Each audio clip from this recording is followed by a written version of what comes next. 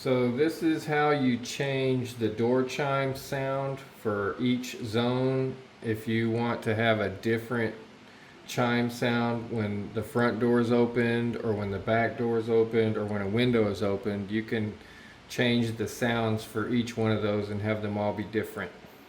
So you go to security, you go to menu, toolbox, hit your master code or your installer code if you have it.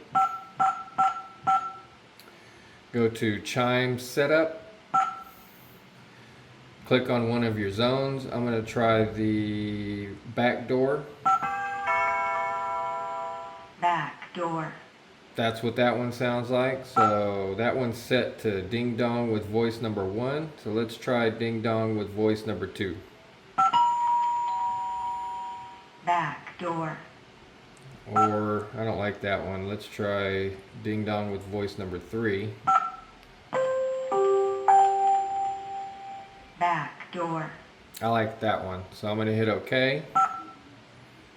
And then you can go through all your other zones, whichever one you want to do, and you can change them all to different sounds if you like.